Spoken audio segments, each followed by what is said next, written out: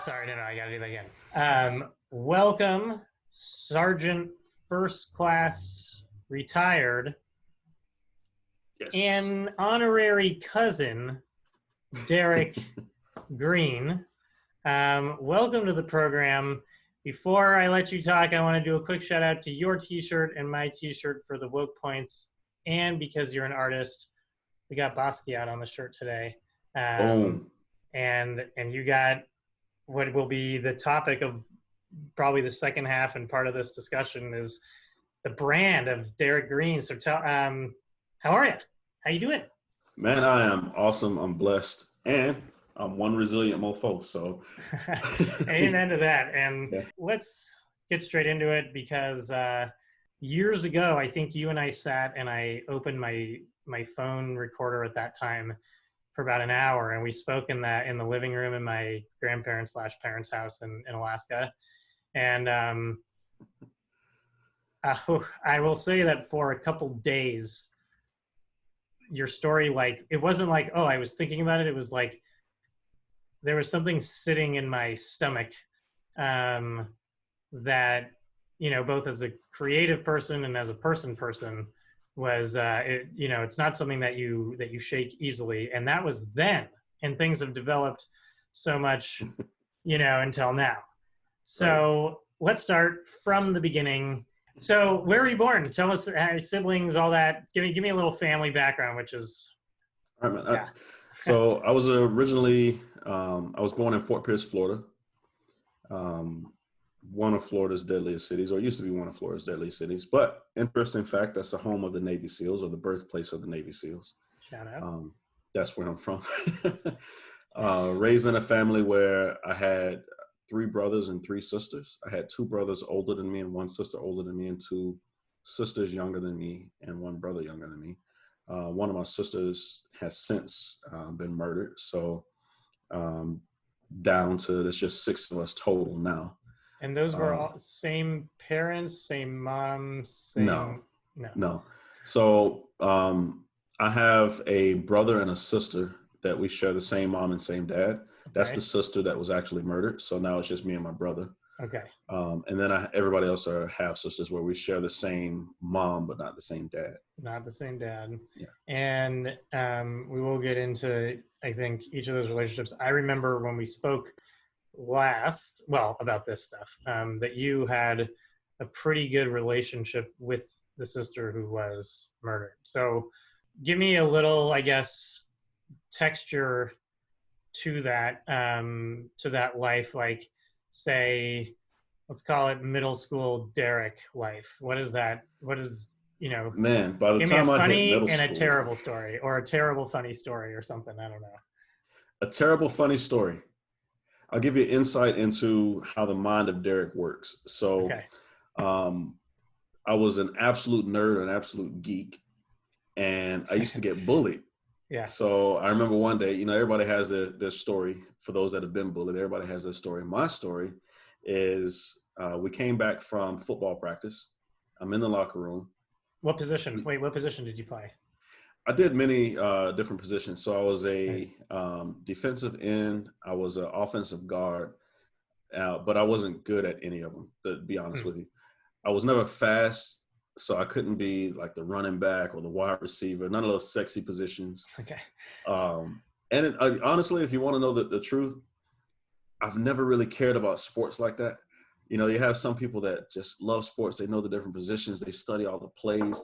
I could watch a basketball game right now, and I can't tell you what an ISO is. I can't tell you.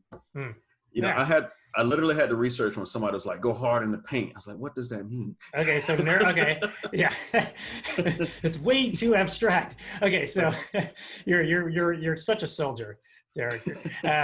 So you all right. So you're bullied, football. You're done with practice, and kids that get bullied tend to bully back, and I was no exception to that. And I remember sitting in drama class, and this girl that I had such a crush on, man, she was gorgeous.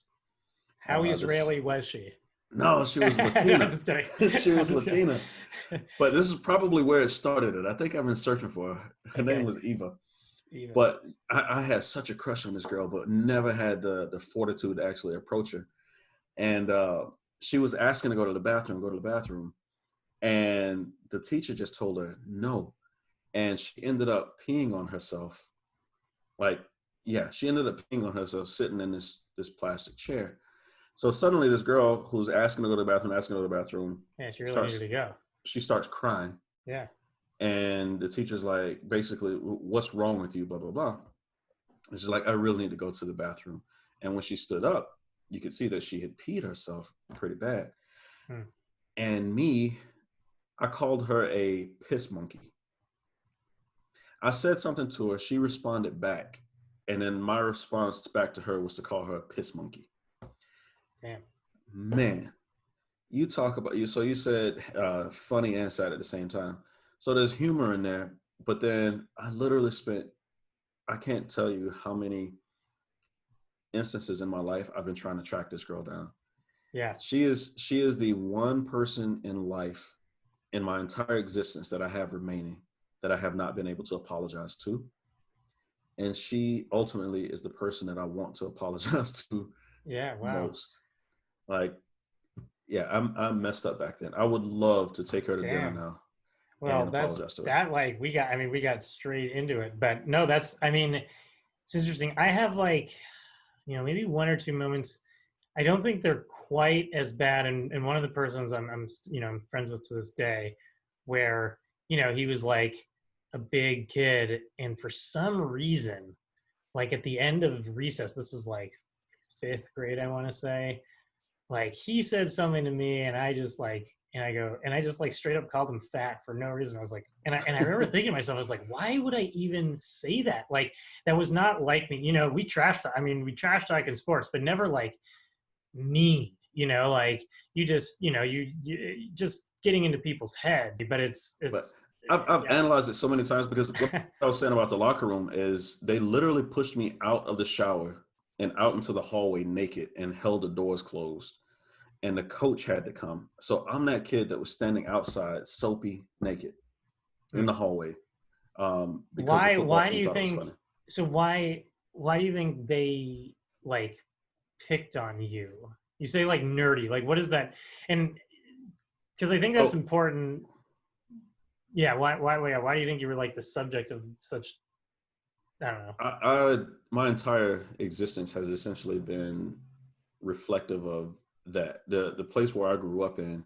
Bottom line is, if you weren't involved in criminality, if that didn't apply to you, then you were either gay or Right. some other type of derogatory label that it slap on you.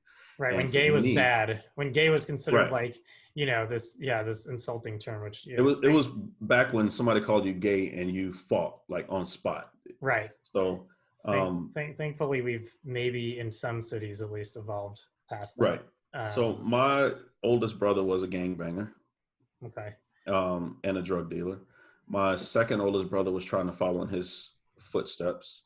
Okay, can I pause you? This is going to be the whitest question I'm probably going to ask Go for it, man. all episode, and not even white, because man, I hear that term gangbanger so much, and you delineated between gangbanger and drug dealer. Yeah. So is gangbanger teenager who's being obnoxious, or does gangbanger include carrying a gun, doing carrying out crime? It's like violent, like that it seems like a big spectrum to me. There's different levels to it. Right. You have false gangbangers. You have people that associate with gangs just because they think it's the cool thing. They sag their pants, they do whatever, and they say they Right. belong to the Crips or the Bloods. Then you have real gangbangers. My brother was a real gangbanger. So my brother got jumped in and initiated. My brother was always armed, and my brother was muscle. Yeah. So you have different positions within a gang. My brother was one of those enforcer type people. So if somebody crossed the gang wrong, if somebody disrespected the colors, if somebody um, said something cross to one of the other members, my brother is one of the ones that would get that phone call to, hey, you need to go set this straight. This street back then, it was all about streets. So you got the 14th Street gang and the 15th Right. Street. So it was all about the streets.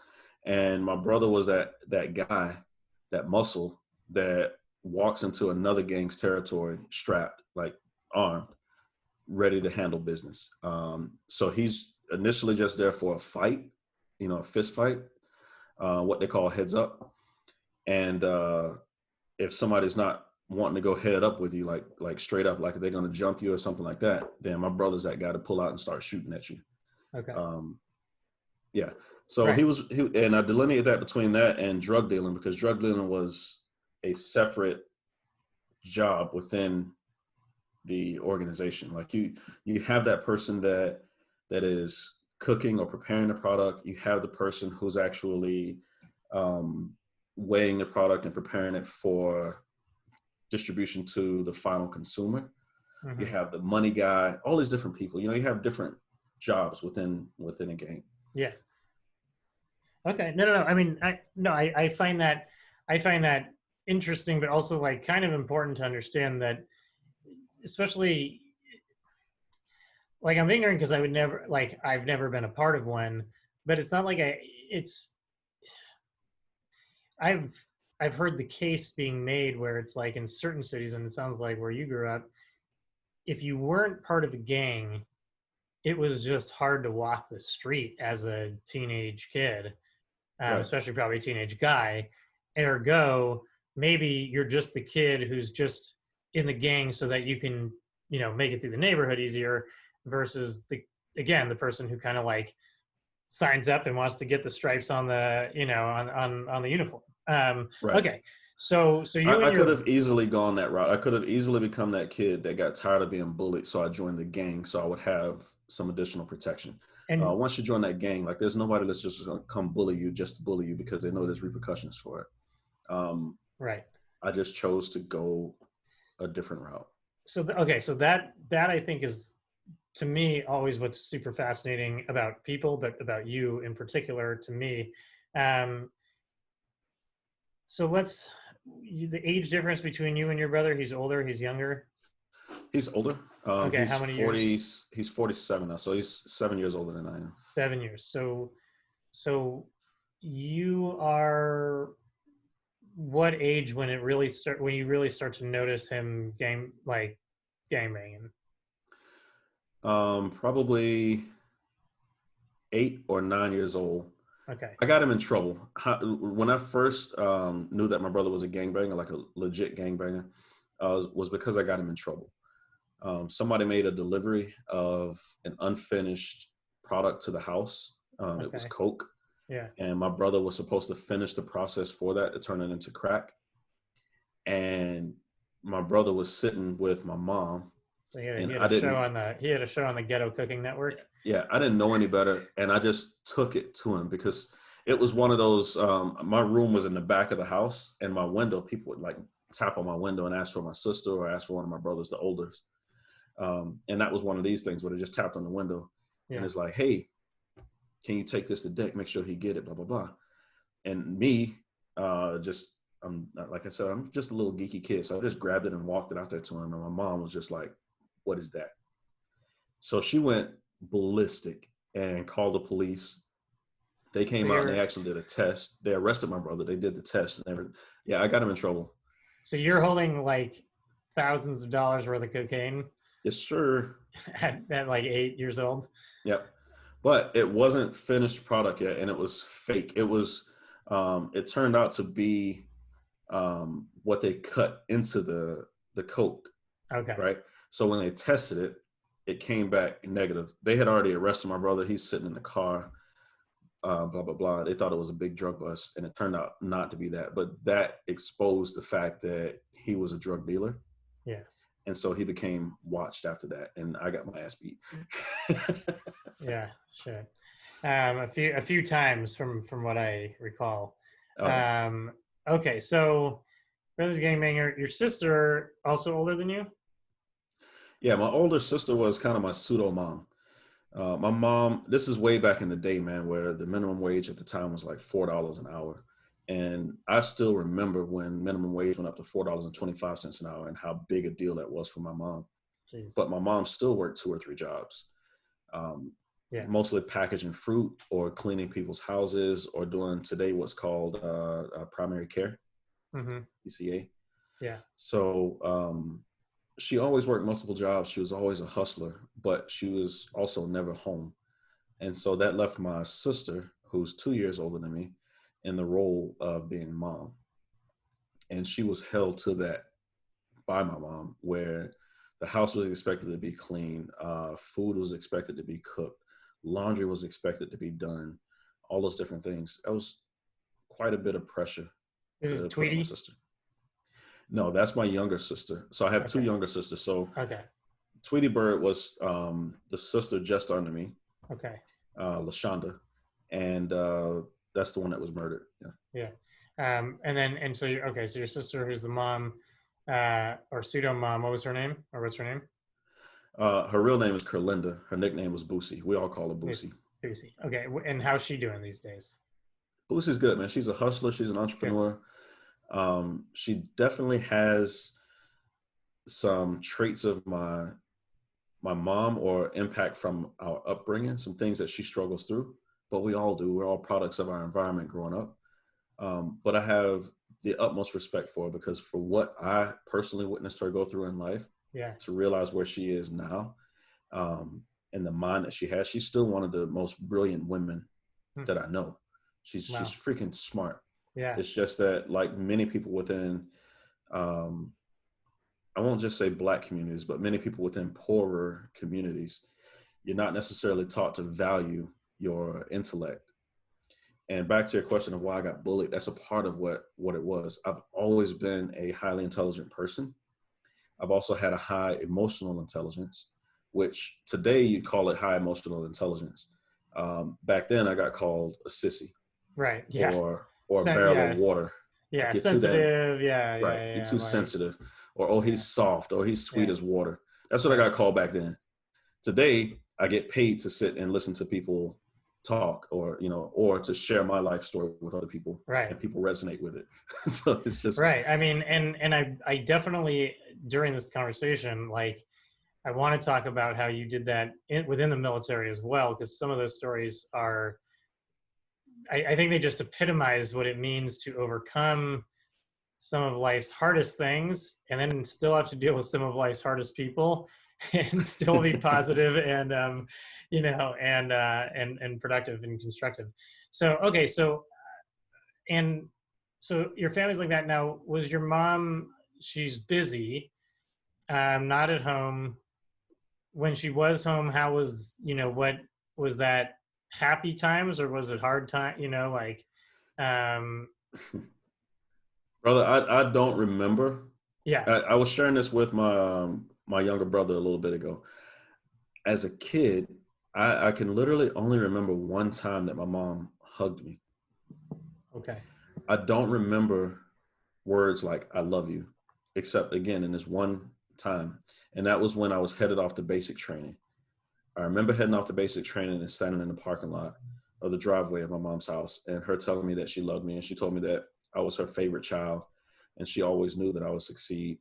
And she gave me a hug, and all of that pissed me off more than I can tell you.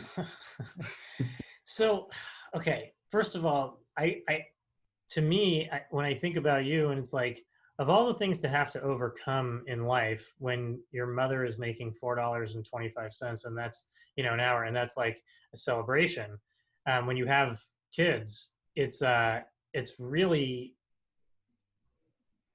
freaking impossible, in my opinion, when people around you, even when you're on the football team, are giving you like tremendous amounts of flack for, having an interest in just being, you know, I don't know, somewhat moderately successful in school or moderately interested in, helping people.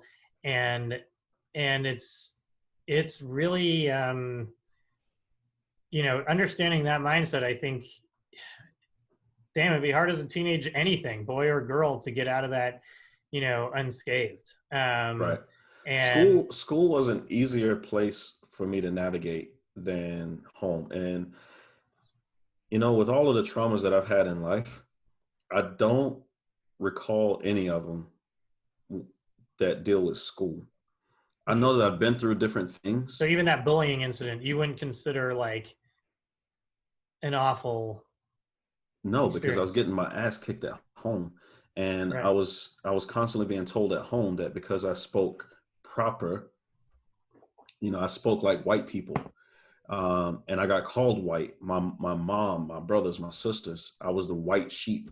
So I used to get bullied by them more than anything that I went through in school. So even being pushed out of the locker room naked and standing in the hallway wasn't as traumatic as the people that should have my back, the people that I'm supposed to trust more than anything, spitting out their venom. And Yeah. at such a young age, I didn't know how not to internalize their venom. Yeah. I have to say, like, I'm like even more emotional than in this episode talking about my brother passing with, two parents who had had almost the same situation. Feeling that for any kid, but knowing that it happens like so often is it's like, because I teach kids and I've taught kids in all schools, especially in Seattle. I taught like all around. Um, Man, the difference between having parents who are A, there, and B, but actually like constructive, is it is so different because there's plenty of challenges that the real world, no matter what you look like, what you do, everything, like the real world's going to throw you plenty of curveballs anyway. Right. But if you can't have any solace at home slash with your friends, because I remember I probably shouldn't admit to this, but we were friends. This was at the cusp of cannabis becoming legal in Seattle. We'll say it was decriminalized at the time, and we were Okay. hanging out with this guy who, um, well, he wasn't actually like he liked to fancy himself a thug. I don't think he really was though, but he would always comment like when he would hang out with us, he's like, "Man, I have a lot of fun with you guys, and like no one ever tries to rob me." And I'm like, yeah, that must. I was like, yeah, that must be kind of nice, like, so yeah, like to me, like if that was my everyday, sort of not safe to go out and you're not safe to stay in, Right. is well, you could show your shirt one more time, a resilient mofo. There you go. Um, so what I'm interested is why do you have like any recollection why or when was there like a moment where you're like when you looked out and saw I don't talk like this or not, and not that the talking is to me like the biggest thing, but like I talk different, I have these different interests. Was there like a person or a moment or a message that like You want to know the dumbest thing you're probably ever going to hear anybody say with yeah regard to that question? I remember it was kindergarten or first grade, and went to early school, and I heard this girl fart. I heard this white girl fart. yeah That day, I literally ran home. I ran and I told my mom that I heard a white girl fart. And she was like, "Of course they fart. They got an ass, don't they?" Blah, blah, blah. And she went into this thing. That was a moment. And still to this day, I tell that story because, as dumb as it sounds, the you got to think about how I was being socialized as a kid, that I didn't conceptualize that white people can fart. I thought they were so much higher than me, right and I was so beneath them that they don't go to the bathroom in the same way that I do, that their body doesn't function in the way that mine right does. they're almost not And humans because growing up, I'm taught, uh, police are coming, put on your seatbelt. Three of y'all duck down, in the back seat so the police don't see you. You're taught things like, oh, if you do that, the police gonna come get you. Oh, if you lie to me, I'm gonna call the police. I'm gonna send there. So many times I got beatings from my mom where she's saying, I'm beating you so that the white man won't beat you. Those type of, and that right sunk into my yeah head. And it's at a level where I didn't think that white people farted. So when you have that is Man, All right. that's gotta be the title of your memoir. White people fart.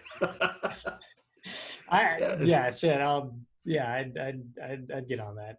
it's That's just hilarious. the No, I craziest mean, damn thing. it's no. I mean, I think that's a great story. I mean, there's even kind of a biblical parallel that I think of, which is kind of funny. You know, Moses would show up to talk to Pharaoh early in the morning when he was like going to the bathroom into the Nile, because he would Okay. sit on the throne all day meeting people, and he wouldn't go to the bathroom. So everyone thought like he's like kind of superhuman. You know, he didn't have the same biological function. So the idea of like putting these people on a pedestal is not like a new thing.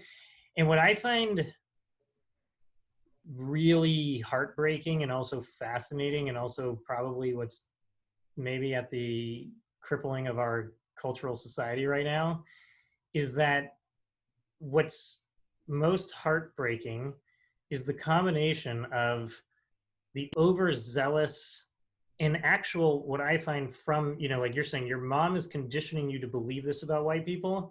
And then the story that you're telling me the other day about the cops, you know, having their guns out. And so while I don't believe that every person is racist and but the fact that both realities exist, but one is feeding this venomous at home thing, is like makes for such a scary way, especially again as a young person or any person. But I think as you get older, you start to realize what you're capable of, Right. regardless of what the umbrella has. But to me, that unsureness of, yeah, you know that racism exists, you know the history of this country, um, and then you combine that with the fact that life is exceptionally hard, exceptionally challenging at almost every corner. It it's like the damned if you do, damned if you don't, for I think so many formative years, that like it's It's I was raised with a level of distrust that took years to break down, and I'm still in the process of breaking down. You know, just to think that I'm socialized in a way that I didn't think that white people fart makes it makes me ask the questions like, how much of the things that I perceive now are based in reality, or is it something that relates back to something that conditioning. was Yeah. put in my head years ago? You know what I mean? The conditioning of it, the socialization of it. Is that person out to get me? Is the fact that the person used this particular sentence, does that mean that they're coming at me from this perspective?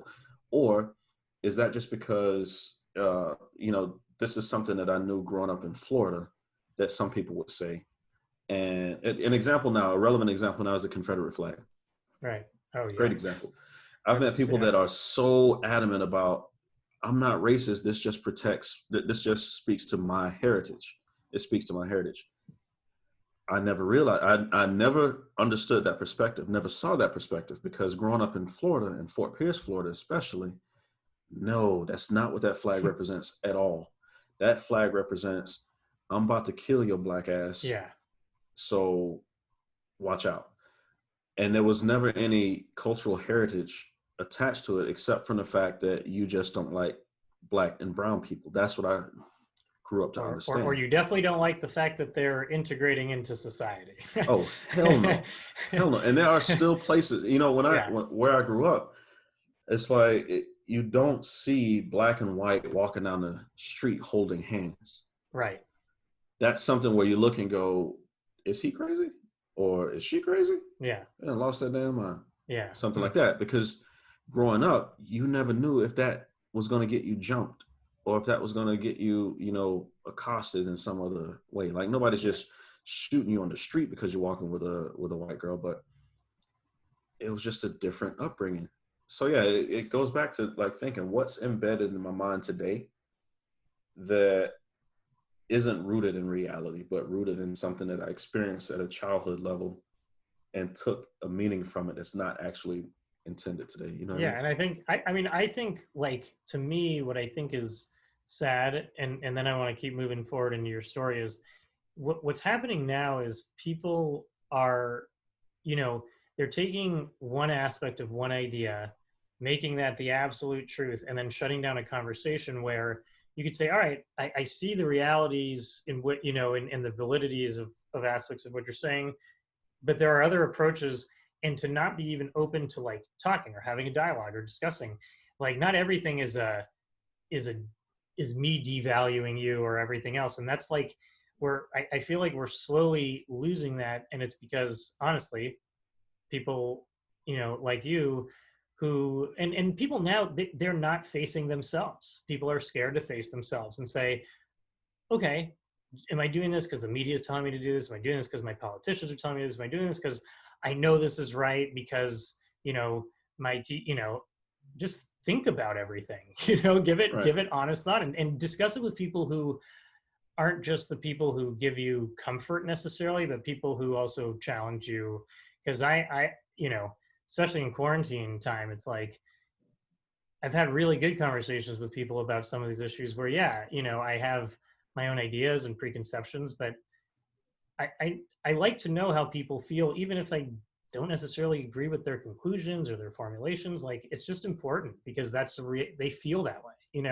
Right. Um, so, all right, let's get back to it. So you're growing up, you are again facing the BS, more of like the invisible white man you're facing, it seems like, as a kid, and more like the white Jesus white man, the sort of like archetype, you know um and then you're going through high school. And now, again, I don't know how deep we want to get, but I recall, and this is for context for later, is you were encountering physical, sometimes sexual, sometimes definitely verbal and other types of abuse. um and then let's get in, like, is there like, there's a lot of crap being thrown at you, right? So Right. what is a turning point, I would say, on a like a heart sink level? And then what's a turning point on a, because you said you sort of existed in this plane where you always thought different. I'm interested to know why you think that is. But then I also want to know when you realize this is really bad. What was that moment? And then when things started to shift, and not that that alleviated all your stress and trauma, but maybe got you out of your environment, your I immediate environment. have an aunt. Her name is Deborah. Yeah. And it kind of the way that my brain works is I have these what I call life shifts where and it still happens even to this day. I can have a conversation, I can experience something that changes something in my life and Mm-hmm. pivots me. A shift. Um I try to perpetually exist with an open mind and in a non-judgmental state so that the universe can input whatever information it needs into me to be able to do that because I'm on this journey, this chosen journey of self-discovery. As a kid, I witnessed all kinds of craziness, man. And I shared with you before that by the time I joined the army at 17, I had already been raped, I had been molested, I had been neglected, I'd been physically abused. Um, my father was gone. My mom, I'd witnessed her through her substance abuse, whether it was alcohol or her stint with uh, crack, where with her stint with prostitution, with the umpteen men that ran through her life because she This is was all very by the time you're promiscuous. 17, all All these by the time things. I joined the army, yes. Whew. I had already witnessed murders. I had already been shot at with my grandmother and shot at with my dad. Yeah, your I had grandmother's been, story is yeah, ridiculously I had tragic as been well. bullied. I'd been through a lot. And I'd say I was 11 and I went over to my Aunt Deborah's house. And this was the first time I went to that house. And it blew my mind because she lived in a white neighborhood. And my Aunt Deb was always I was always told I think I'm better than everybody else, kind of like my Aunt Deborah. So for her to, at some point when I was 11, she decided for whatever reason to take me under her wing. I mean, And probably because you wanted it. I Do you know what I needed mean? it.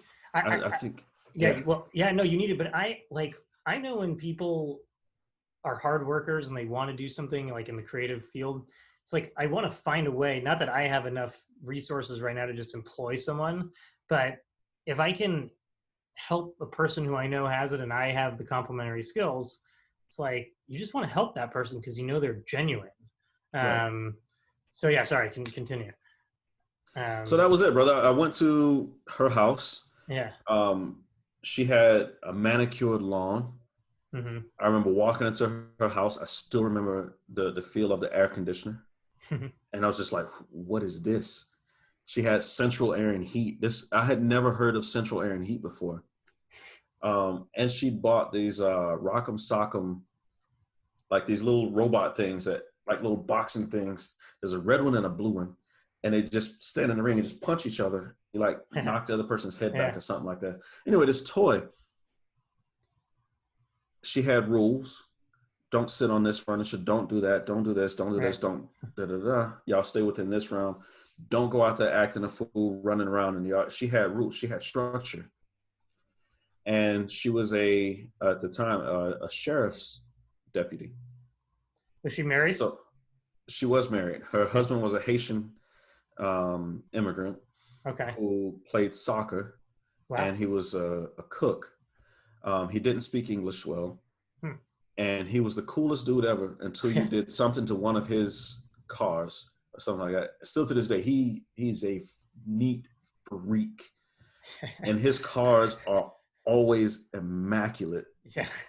And if you want to see that guy kill somebody, let them dent his car. Right. Ooh, okay. So he's that guy. That's so funny.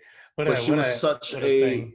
she was such a oddity in the world that I knew. And I started modeling my life after, and she started mentoring me. She started mentoring me like, put on a belt. Why are you talking like that? How are you doing with this, and this? And she would ask questions like, how are you doing? And she actually meant it. For the first Right. time in my life that I can recall, Hmm. someone asked me how I was doing, and they meant it. Does she have kids? She does now, yeah. But did she then? No, she didn't have kids at the time. Okay, so you were like you were kind of the first, you know, you were like Yeah. the experiment. So okay, that's cool. I mean, yeah, it's amazing. So, and I guess that's critical because I think what sadly probably does happen with people in that situation is they may not find the Aunt Deborah, you know, Right. like, and um, ironically, when you moved to Alaska, you had another Aunt Deborah. Um, That that's my mom. For those of was you in the who same don't capacity. know, yeah. I'm picking up what you're putting down. Oh no, I'm talking to the people who may not know. Hopefully, there are some people who are going to watch this who don't know me and you I will personally. tell you, just as a side note, that your mom ended up, like I just said, in the same capacity as my Aunt Deborah growing up, because your mom exposed me to things that I, you guys look at me one way, but because of how I was raised and because of how I think, I don't look at myself in the same light that you do. And Debbie was one of those people that were just like, hey, you guys want to come over for dinner? I'm having Shabbat dinner. And, we have this, like Jackie Gorlick, we have this principal coming over. And I'm like, I'm going to sit down and have dinner with this business owner and a principal. I'm sitting and I'm having dinner with a lawyer. Like, I don't even know a lawyer. Uh, that kind of stuff. It sounds so trivial because other communities, this is something that they're exposed to all the time. I wasn't. Y'all have no idea how big of a deal it was for me to meet, Jay and Stacia, and they invite me in for dinner, to meet Shawnee and David, to have the rabbi invite me over, and Right. we have conversations, real conversations. So Derrick, tell me about this, and that, and I'm like, what?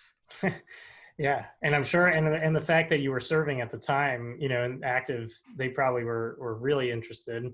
Um, it's funny. It's funny that because you said it said my mom and my dad saw you differently. I was like, oh, I hope he's not going to say like my parents were. And then you were saying how you saw yourself as down here, and they saw you as just like, hey, come over for, for this dinner, like you're going to come over with these folks, and didn't see it Yes. as anything, you know, weird or yeah. So that's, yeah, well, I mean, hey, that's great. I mean, I'll be honest, whenever I do think about the, the stuff in my own life, and especially with the friends that I've had and seen the stuff that they've gone through, there is one thing that I can always go back to, and I am thankful and blessed that my parents are, somehow, and they do it in a very quiet, unassuming way, but they help. And I know from also talking with my grandfather, because he's had some of the craziest friends in the world and some of the shadiest friends in the world. Yeah. I asked him, I was like, why do you think like a guy who would rob a bank and then is being chased by the police would come pay you out of the money he just robbed the bank from while the police are chasing him and then head out? Like, why would someone give you that? Like, you're not going to kill him. Like, you're not a mob boss. He goes, I just respected people. I just talked to people. And for me, this is kind of, I guess maybe where I pick up the chain is I like storytelling because I like people. And I also believe in this, that, I think we've already talked about a lot of like deep, interesting concepts that go into self-esteem and mindset and growth. And all right, so I do. How old were you when your sister was murdered?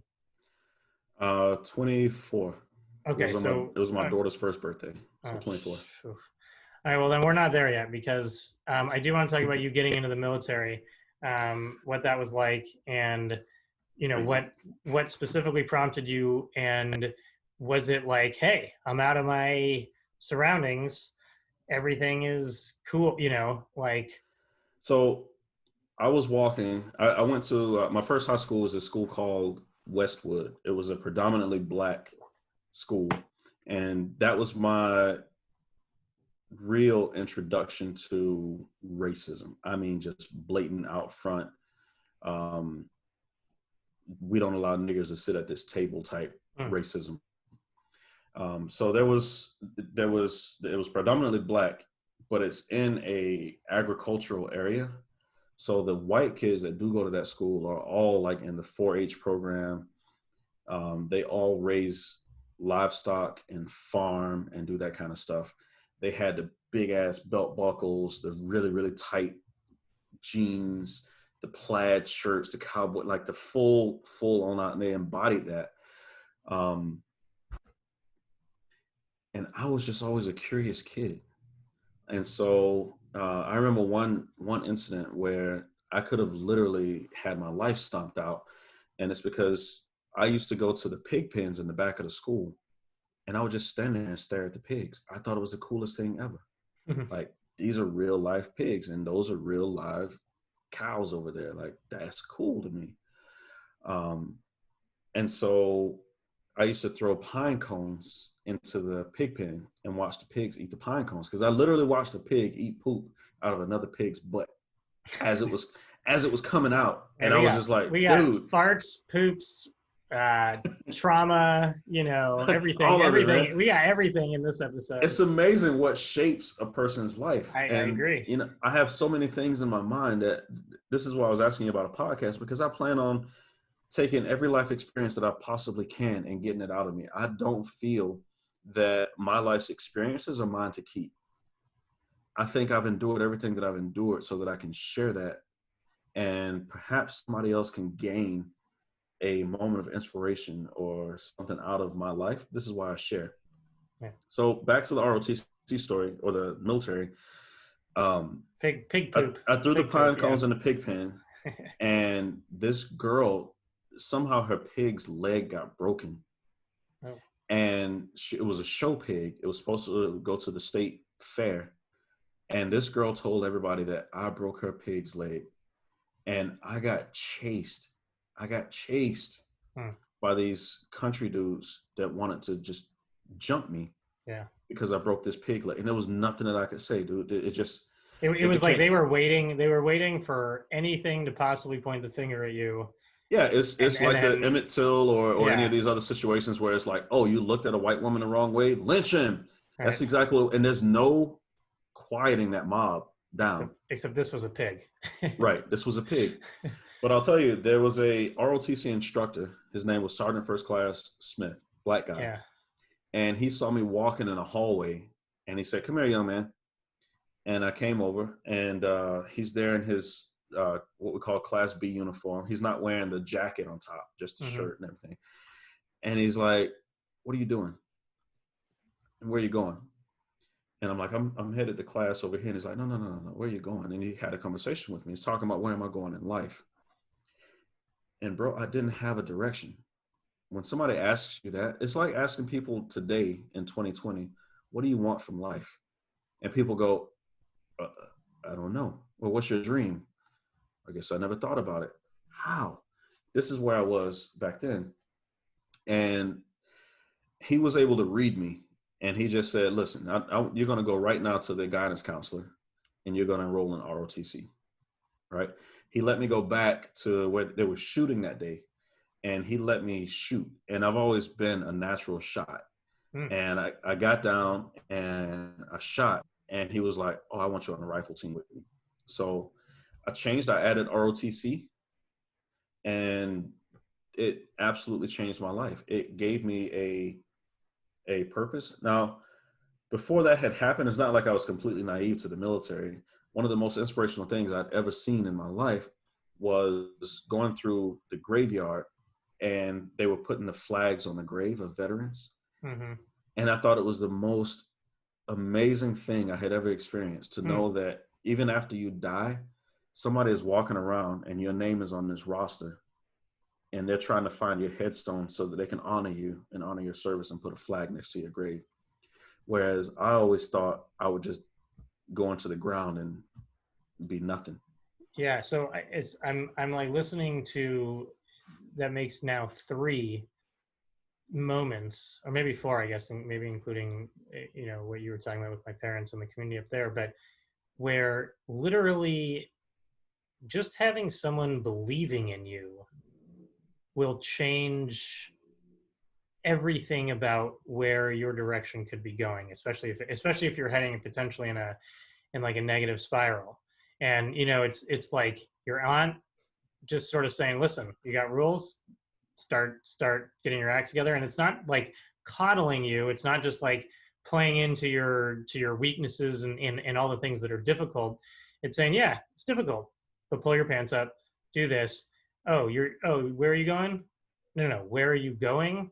And it's like, well, you have value. Come join this with me. Come do this with me, you know? And feeling like you belong, going all the way back to your brother, feeling like he may belong to a gang, for example, gives you a sense of belonging, gives you a sense of self-esteem. Unfortunately, it only going to lead you to dangerous and potentially just hurtful things. But if it's a Shabbat dinner or it's an ROTC or it's a this or that, you start to see that you have value, and it's easier to see because other people finally see it and they show it to you. Right. There's a quote that says that sometimes you have to believe in somebody else's belief in you until you can believe it in yourself. Yeah. And this is what I mean, or this is a part of what goes into the life shifts that I was talking about earlier. I wouldn't even be on this path that I'm on with Waffles and Whatnot. I wouldn't, because once I started Waffles and Whatnot, and I'm sure we'll get to this later in the story, I had applied for and gotten hired to be special assistant to the governor, which in and of itself was mind blowing because I actually beat out my military commander. He was one of the applicants for the job. But when I went to Facebook, I was mind blown, first of all, that Facebook even knew who I was or knew that I existed. And then I was just absolutely humbled by Sheryl Sandberg when she told me that she believed in me and that she thought I had at least $100 million business in my head if I just learned to focus a little better. And again, it's like believe in someone else's belief in you until you can learn to believe in yourself. And the exercises that she had me do helped to put those things in place. And we can talk about that later in the story when we talk about Yeah. waffles and whatnot. But throughout life, yes, I have had many instances where I call it, so I don't know if you ever read the book, The Alchemist, but there's a character named Melchizedek. And Melchizedek always appears when a person is about to give up on their personal legend. He just appears in what form that they need to not give up, like just take that extra step. And so many times in my life, I wholly believe that Melchizedek has stepped in. God, the universe, your guardian angel, whatever name you want to ascribe to him. There's been so many instances in life where something has stepped forward into my life, um, that allowed me to believe one more time and to take a step that pivots my life and puts me in another trajectory. Well, so I think that's A, very well said, and B, really important for people to think about. But what's also, I think, important is that you recognized it um, when it happens, because I think, there's like the old joke of there's a flood coming to town and they say, hey, Bobby, come on out. Like there's a flood coming to town. Let's get out of town. He's like, no, no, no. God's going to protect me. Have you heard this one? And then, No, so then a little bit of the flood starts to happen. And, some of the big trucks are coming. They're like, hey, Bob, get in the back of the truck. He's like, no, no, no, I'm good. I'm good. Just God's got me. Then it gets a little higher. They start coming in these boats. He's on the upstairs, and they're like, Bobby, get in the boat. He's like, nope, God's got my back. Now it's up. He's on the roof. The helicopter comes. They're like, Bobby, get in the freaking helicopter, And he goes, no, no, no, God has got my back. Trust me. All right. He goes up to the gates of the afterlife, and he's like, what the hell, man? Like, God, where are you? Or whatever, where were you? And he's like, what do you mean? I was there in the first wave. I warned you. I came in the boat. I came in the helicopter.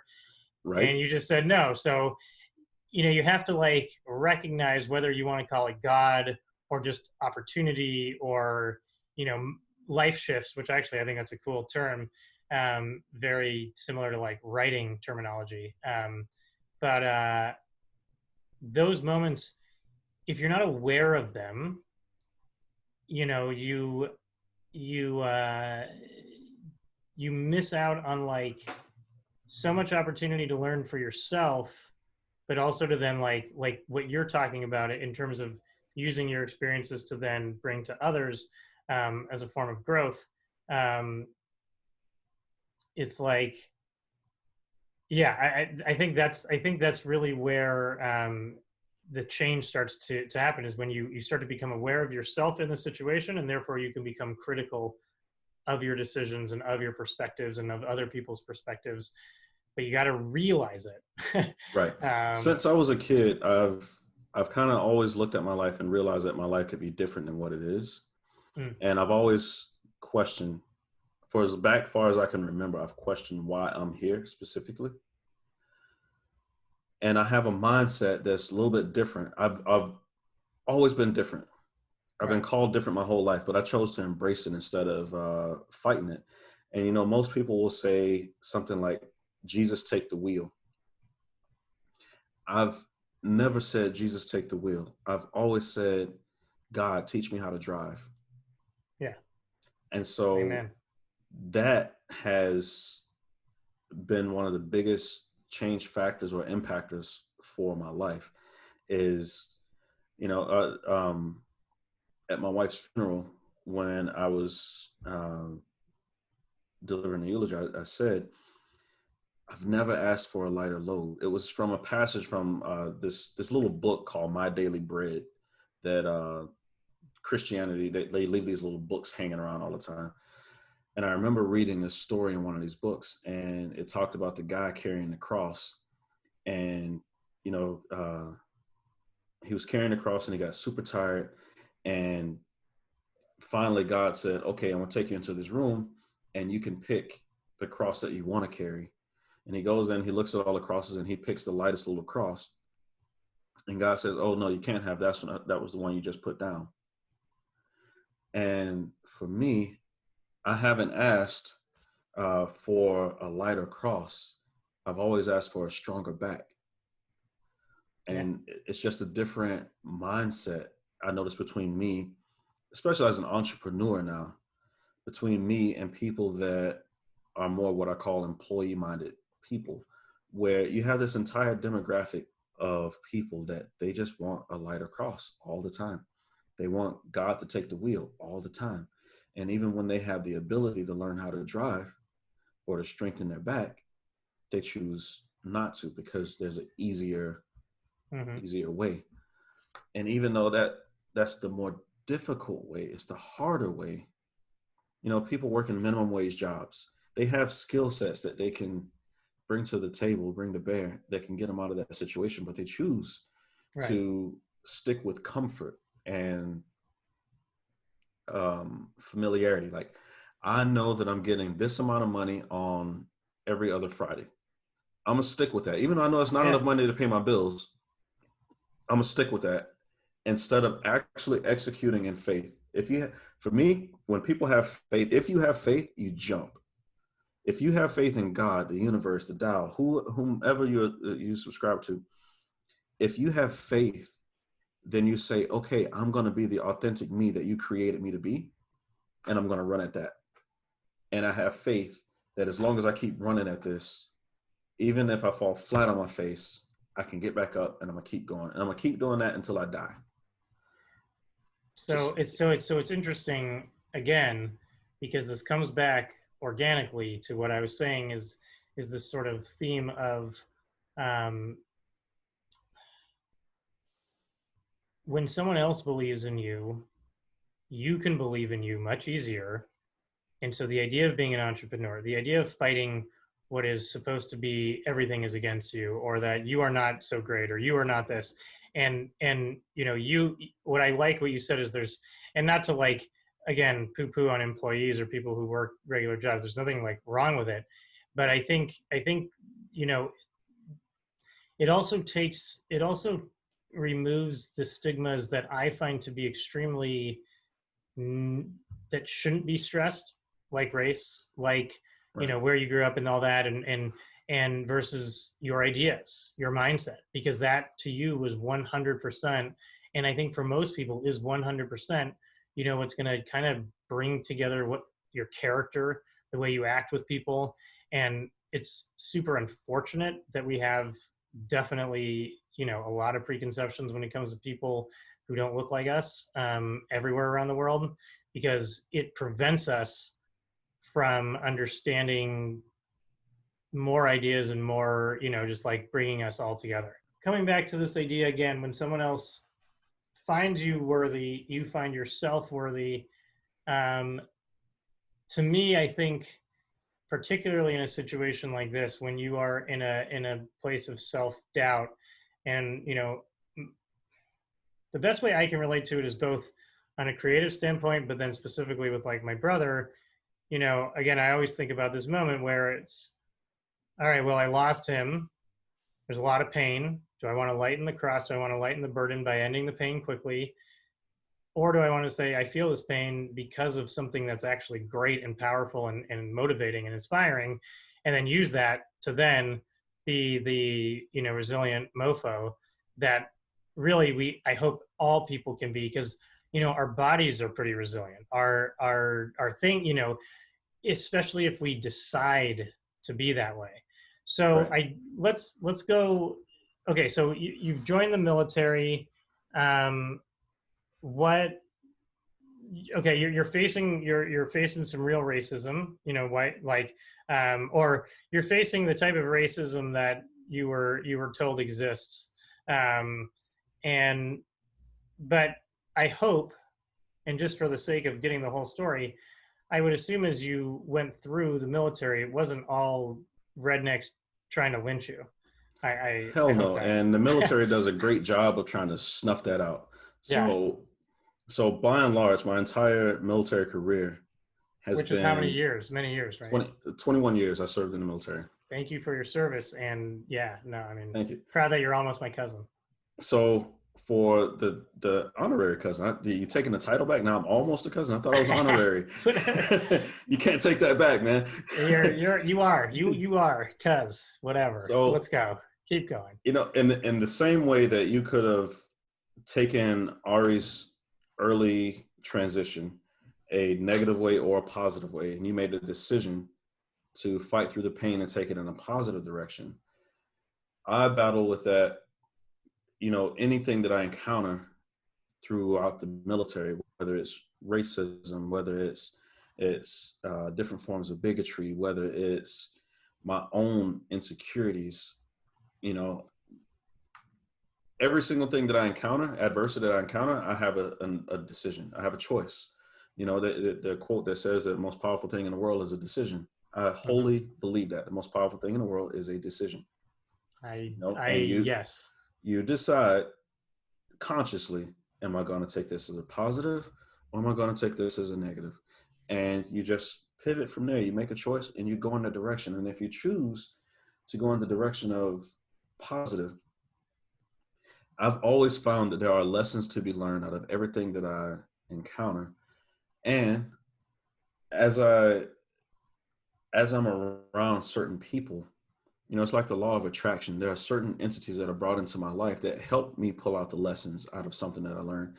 And that thing circles back around. It really does circle back around, where I may not know why something happened when it happened over here.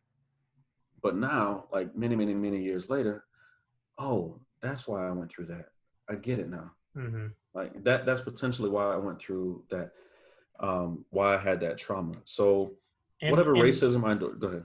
Oh, no. Oh, well, what I was going to say to that point, because I think it's also important is, and you kind of said it, is you find the lesson, and sometimes that lesson works for that moment, but like you said even earlier, is you're sort of constantly self-examining and reevaluating situations as to, well, when I learned this lesson or when I did this, was this the right move, or was this a product of me just jumping to a conclusion? Because what may have made sense for why something happened, because people try to make sense. Well, why did this happen? Well, why did Ari die? Why did Shearer get sick? Why did this happen? Why were you born to this, all these things?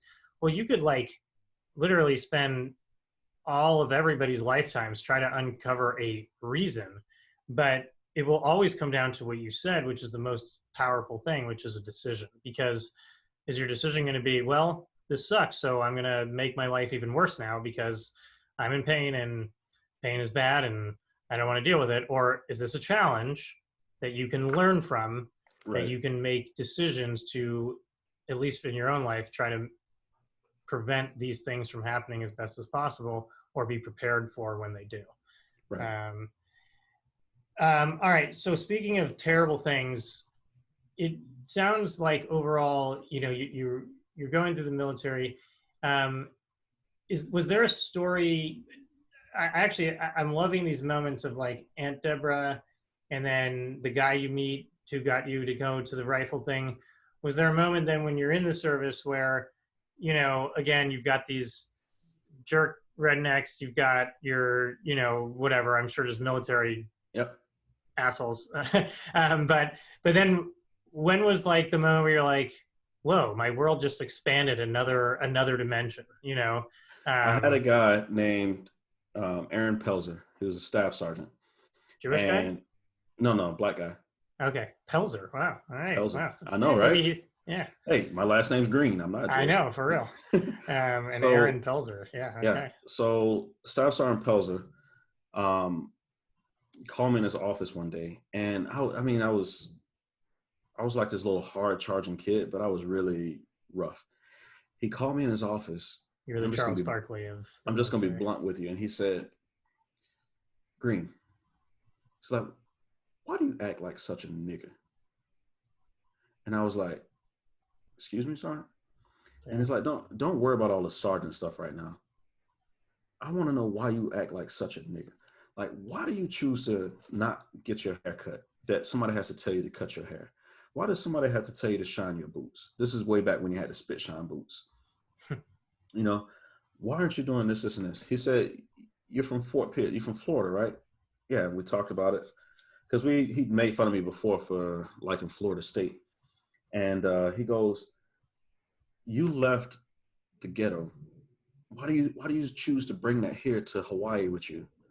He's like, you're in the land of paradise, man. What you upset for all the time? Like, what are you mad about all the time? Why are you still the conversations that man opened up in my mind began. It wasn't just a military shift. This was a complete life shift. Right. Because he made me answer the question, why am I acting like such an ignorant ass?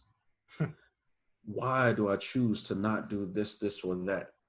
He wouldn't let me get away with just coming up with some BS answer. He made me, and he would literally send me away like with a project and make me come back, and we have this conversation. It was legit mental for the first time in my life. That's awesome. This guy sounds awesome. I'm curious because I think this is important, especially for anyone who's going to listen to this who maybe has had a similar upbringing. What were your excuses that he was like BS? You know, like that's where I was raised, Sergeant. That's where I was raised. That's where I came up. Sergeant, you don't understand what I've been through. My mama, blah, blah, blah, blah, blah. My dad had been in prison since I was 5, blah, blah, blah, blah, blah. My this, my dad, my this, my that. White people, were white people part of that conversation? Just curious. Always. Yeah. Always. Okay. Because my commanders were always white. My leaders were always white. You know, and you do have people, absolutely have people that have these agendas. They have their upbringing that they're pushing off on you too. Mm-hmm. Like, blacks are lazy. Okay, I'm going to fulfill that stereotype. You think I'm lazy anyway, so I'm not going to clean my weapon the way I should clean my weapon. Right. I'm just going to half-ass it, right? So then I turn in this dirty weapon, because there's no such thing as half clean. It's either clean or it's not. Right. So I turn in this dirty weapon, and that just further cements the stereotype in your head that I'm not willing to put in the effort for this, or that. I will tell you this.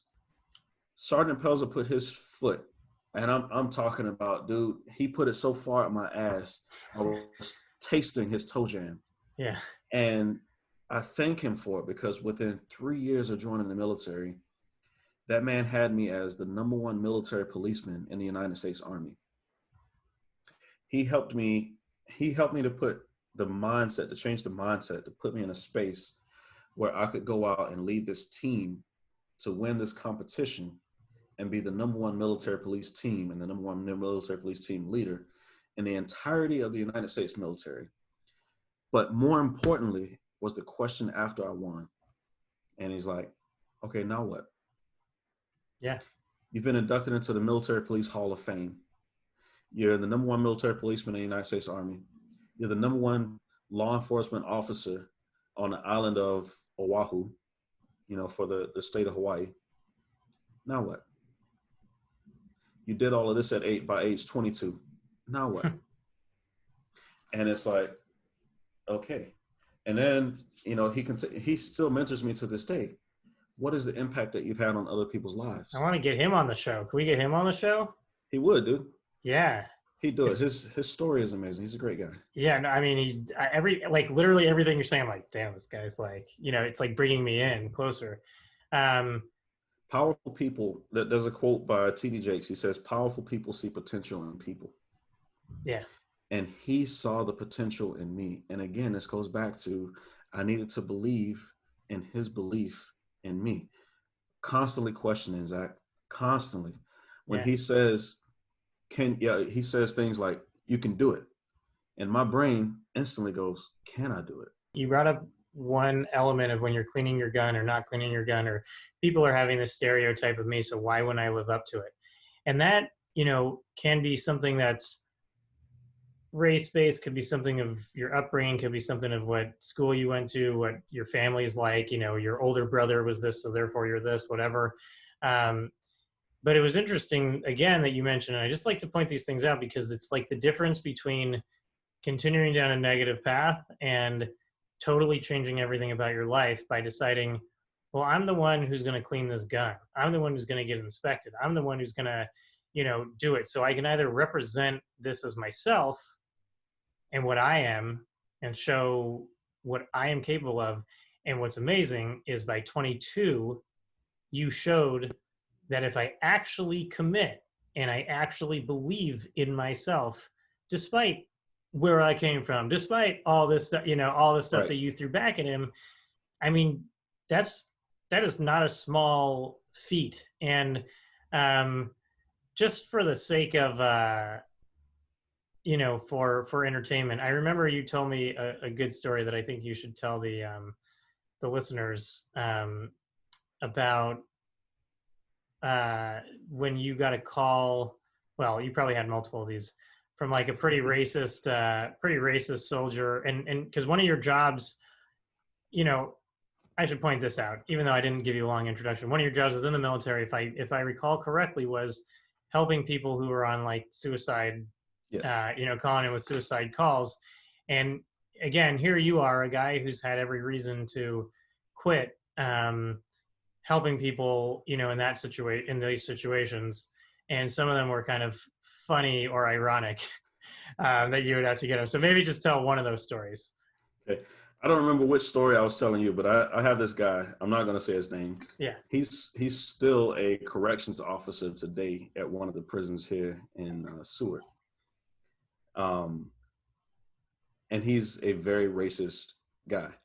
So we're having conversations, and he's one of those type people that has no qualm with dropping the N-bomb in conversation, even if there's multiple black people there, because he's It's like Dave Chappelle when he talks about the racism in the South. He's like, it's just out in the open. yep, It's yeah. yep. And Okay. he has conversations like that where we're talking, and again, he's a prison guard, and he's just I get so tired of the niggers fighting with the spics all the time, and he's the wetbacks are doing this and this, and they piss off this person and blah blah blah blah, and then you got the chinks over here with this bullshit, da da da da, and that's the way he just goes off. I almost said his name just then because I'm like, why do you choose to do that? Like you realize you're putting me in a position where I'm going to have to correct you because first of all, I'm your leader, I'm senior to you, but second, I'm a black man standing in front of you, and you're just going to drop, and he just doesn't care like that. But yeah, that very same guy. Did he respond? Oh, sorry. Continue. Yeah, we listen, man. We have some deep conversations. I believe, Zach, that I can tell you that I will absolutely go into a Klan rally, and I will have a conversation with people. Don't threaten my life. Don't have it one of these just anger fests where you're just turning red and spitting and blah, blah, blah. Yeah. If you want to have a conversation though about whatever deep held belief, how do I know that your conversation or your belief isn't justified? I don't know that. Let's have a conversation. Let's talk. I believe in that. I believe in dialogue. So with that guy and many others like him, because yeah, there's quite a few of them up here in Alaska. Within the Alaska National Guard, I will definitely say that. But okay.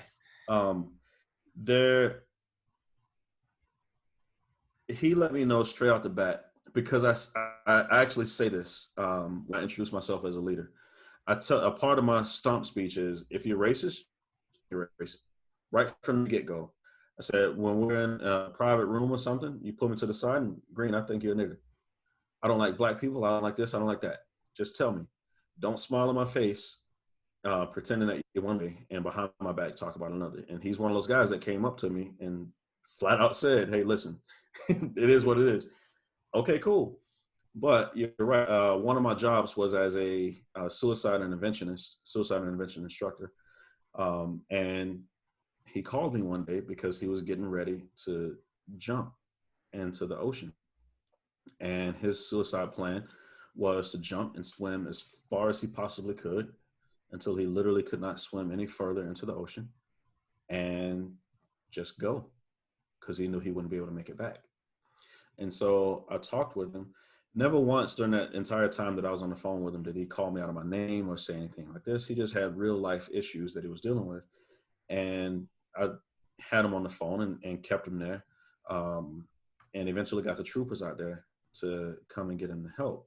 Now, he's not the only person. I've had multiple situations like that. One guy still works at it. He was a National Guardsman, and he still works at one of the places that I get my chicken from for the restaurant. So I see him almost every time I go in there. Oh, nice. And I also was part of the reason that he's still alive today. And what I learned with having difficult conversations is you can get to the core of a person, man. That whole thing of we all bleed red, that the cliche of everybody bleeds red. You know what? We all have traumas and we all have adversities. And after 21 years of service, I never met a person that wore that uniform that didn't have some type of adversity that they overcame to get to where they are. If we get to the level where we can have conversations like that, then you realize that you're more alike than you are different. And the issues that we let drive us apart, especially now in this hyper politicized, racist fueled world, we're more alike than we are different. So, okay, you don't like people protesting in the streets. I got it. What are they protesting? Because you also are telling me that you don't like it when authority figures just end a person's life like that. So we're more alike than we're different. There's just one or two little things that we can disagree. Let's disagree to disagree on that aspect of it. Well, And we don't also, see eye to yeah. eye.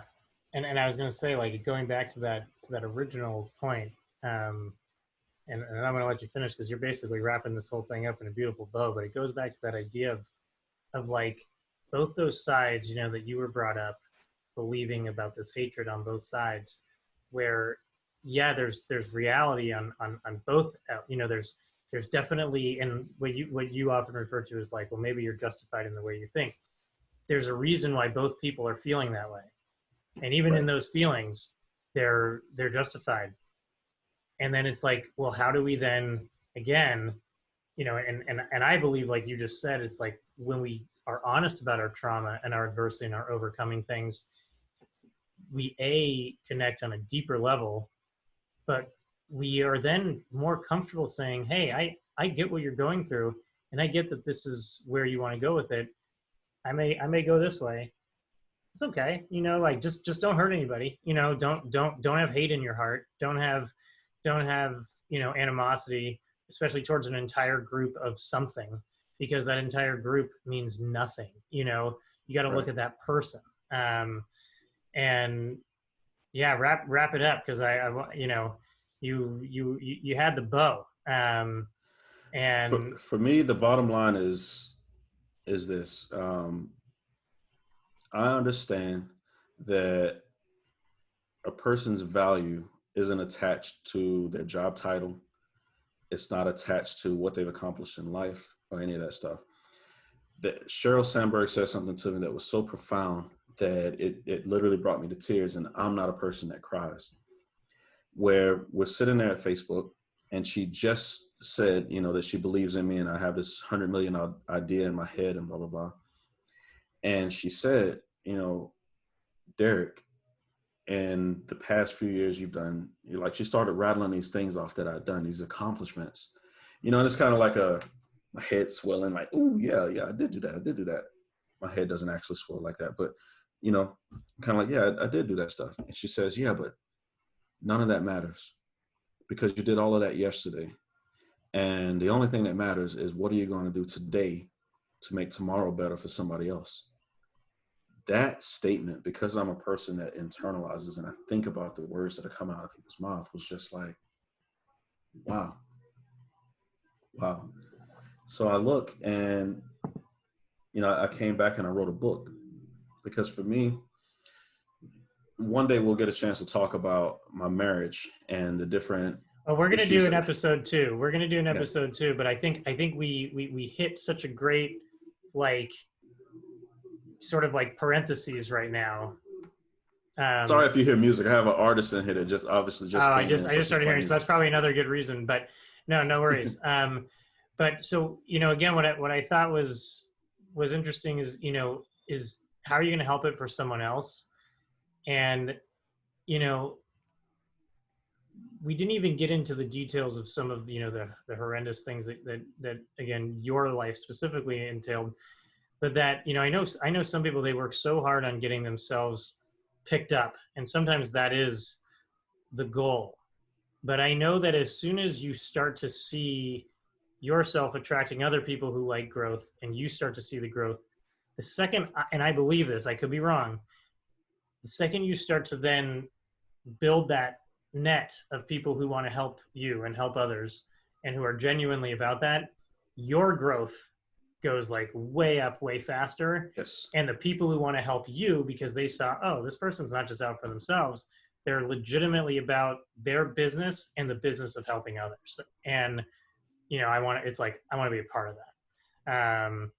And I guess because it would be a shame to end without a little bit of plug that people do need to be a part of. And that is what's on top of the resilient mofo thing. Yes. Flash forward 20 years of military service. Derrick Green, sadly, and we have to do this in a second episode, sadly loses his wife to a tragic battle of cancer, which we will talk about way more at length in its own episode.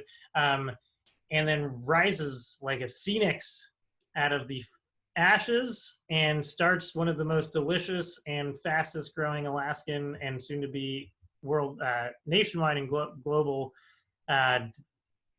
enterprises. Tell us about Waffles and Whatnot real quick. So the very quick version about Waffles and Whatnot is this is something that I started on a sidewalk using a picnic table 4 years ago, and have grown this into a restaurant or a food establishment that now caters to all food allergies and food restrictions. Most food allergies. Pretty and much food all, even for 2020. In the history of this company, there's only been one person that I haven't been able to feed, and now I'm actually capable of feeding that person also. Amen. So we do our best, but it all goes back to the very simple thing of me and my belief. I went on this journey of self-discovery, and I feel like I found my purpose. And my purpose on life, or in life, is to help others. That is what I'm here for. I make other people's lives better, and I solve problems. So, pardon me, Waffles and Whatnot exists for that purpose, because we're able to come in. It's all kind of problems. We could go to a whole episode just on Waffles and Whatnot. The first thing a person sees when they walk into the restaurant, or the first thing on the floor there is a mural of Black Lives Matter, words spelled out and everything, because I want the conversation to start. But all over, you have all these different art. So there's just layers to every single thing, whether it's the food. So the high quality food, if we don't get 5-star reviews consistently on a certain menu item, we take that menu item off. Whether it's going back to the food again to say that we manufacture 90% of our food products from scratch. And that allows me to accommodate all the allergies and food restrictions. Whether it's balancing the food out to be able to say that, there is the chicken batter I serve to the public is not something that's commercially available. It's something that I created because my mom had AIDS and she was dying. And she needed, I felt bad because she had this tackle box of pills that she was taking. And I wanted a way to be able to try and help my mom out because I'm still a kid. And so I went through there and I found different pills that she was taking that I can give through food supplements. An example would be turmeric or coconut. So when people eat at Waffles and Whatnot and they have my apple cinnamon waffle, they don't need to know, the public doesn't always know, but that waffle has the exact amount of cinnamon that my mom needed in it to get rid of a pill. That waffle has the exact amount of coconut oil in it that my mom needed to get rid of a pill. The chicken breading has the amount of turmeric in it that my mom needed to get rid of a pill. Has the amount of salt so that it doesn't spike her blood pressure. I formulated that whole thing. The base of that recipe was how many pills can I get rid of using spices? And okay, now how do I make it taste good? And what can it be? It didn't have to be a chicken batter.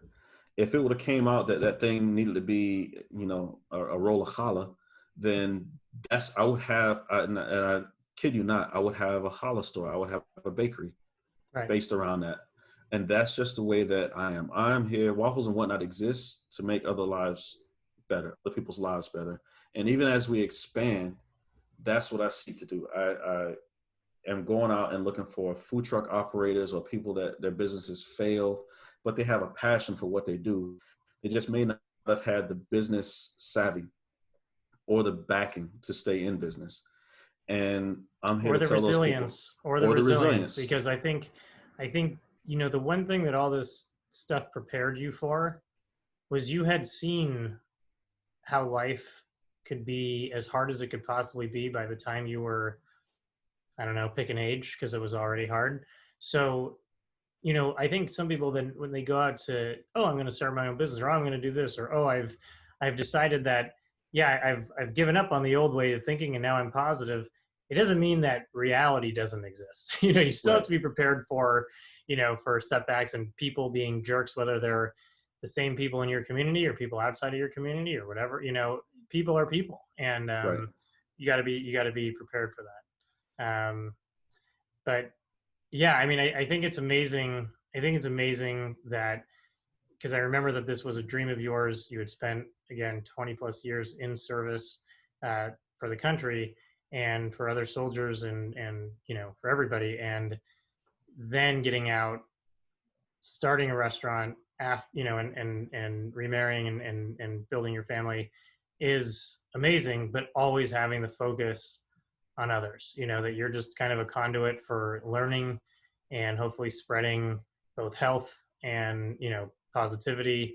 And in the next episode, I think we'll get into some more of those examples, because I do remember some of those stories, where you spoke to victims who had similar experiences to you, and you changed their lives and they changed yours. So thank you, Sergeant, first class, retired, honorary cousin, one step closer to being full-blooded cousin, honorary Yep. Jew and Israeli, and the godfather of waffles in the near the Arctic Circle. Derrick, thank you for your time. Oh, actually, I did want to say, every guest has an opportunity, if there's a charity or a nonprofit or something that you would like this episode to kind of promote, we'll link it down below, and also we'll put your, of course, Waffles and Whatnot website and your Facebook story to that. So is there one you have in mind, or one you can think of that's important to you? So I don't have a charity that I support outright, except for my own charity that I started here, which is called Stop Talking and Start Walking. Okay. Before I created Waffles and Whatnot, I took a year off of community service, and I addressed all types of issues, whether it was childhood hunger, racism, bigotry, sexual assaults, veteran suicide. That was the original mission. Well, I turned that into a nonprofit. And here's the thing. I don't ask people to support that nonprofit. I ask people to open themselves up for a conversation. Okay. It's just that simple, brother. I want people to talk. Let's get back to the table. I'll feed you. Come sit down. I'll feed you. And let's have a conversation. Great. Well, I mean, hey, that's kind of what this show is about. And on that note, we'll see you next time on Traumatically Triumphant. Derrick, can't wait to have you back on episodes 2, 3, 4, 5, 6, just so we can get through even part of your story. Man, much appreciation. All right, be well. Hope to visit you soon up in Alaska.